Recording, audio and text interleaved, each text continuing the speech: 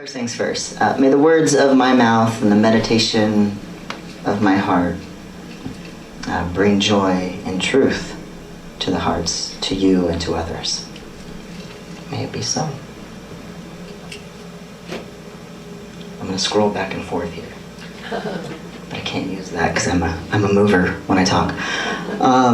So I was born on Earth Day. And it's fun to say Earth Day is my birthday.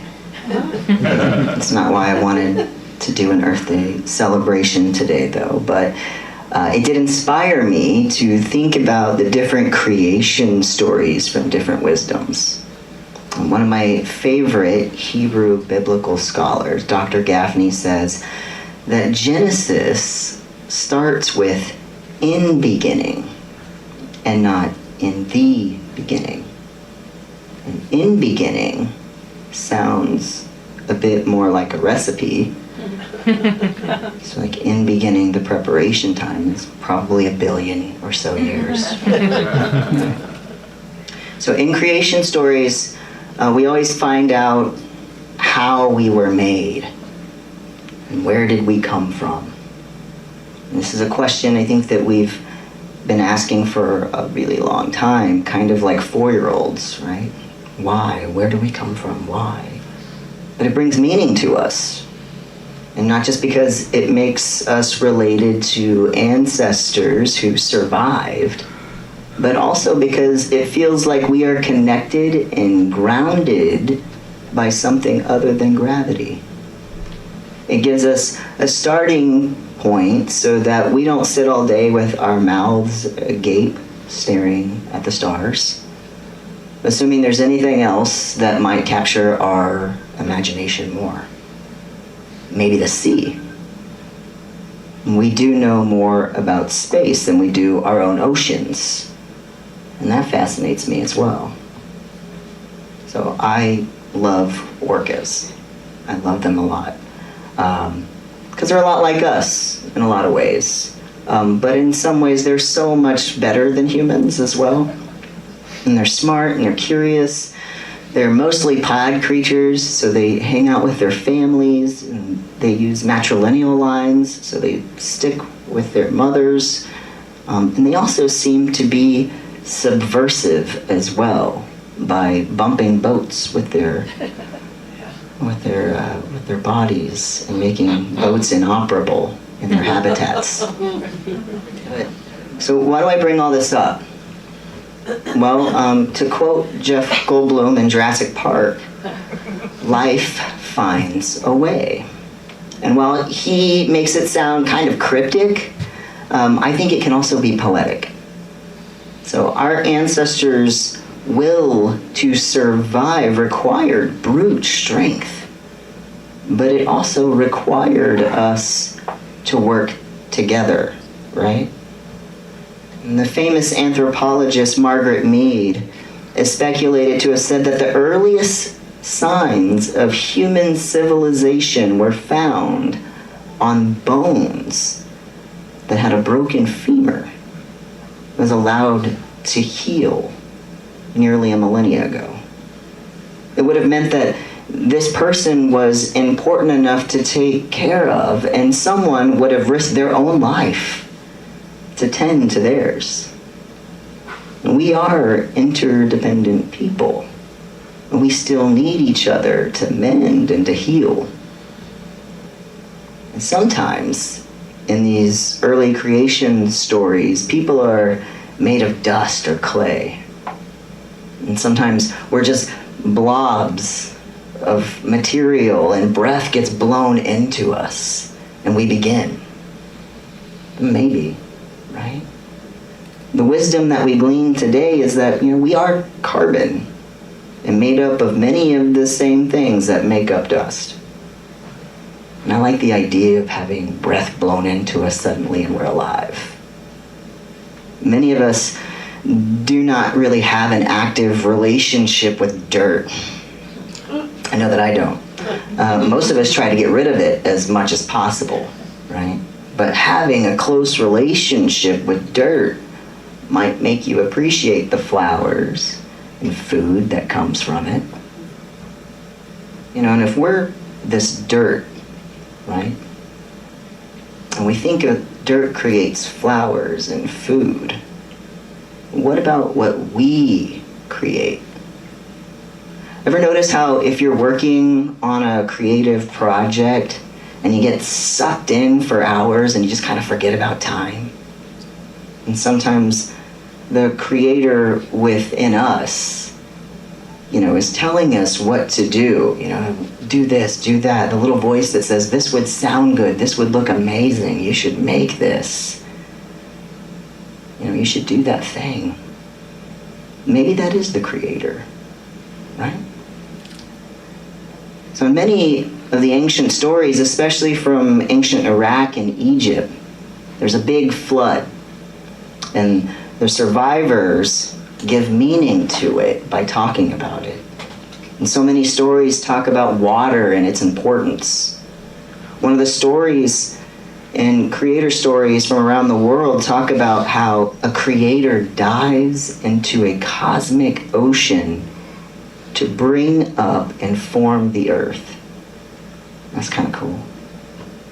Which if you think about it and you look at us from space, we do have a ton of water compared to other planets. We are called the blue planet, after all. And our bodies themselves, our physical bodies, are made up of 60% water. And the world is made up of 70% water. I think that's pretty cool. It's not really relevant, but I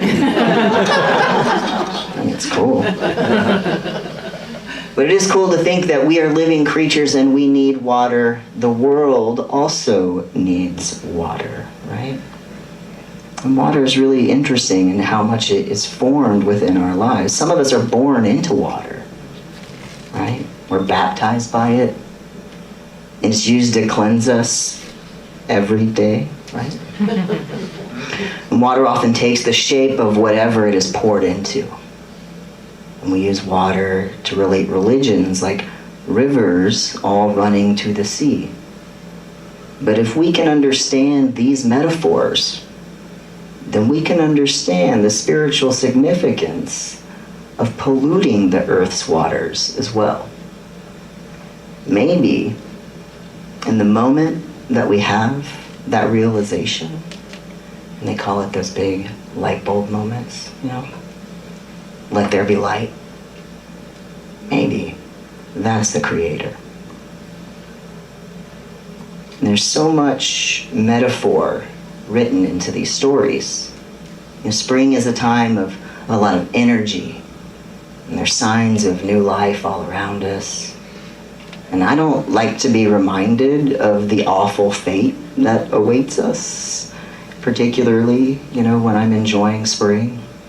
And I was with a friend not long ago near the climate clock in Union Square, where there's this giant countdown to our demise. And there's a spiritual whiplash that happens when you go from feeling super joyous about the tulips, and then bam, the world is going to end.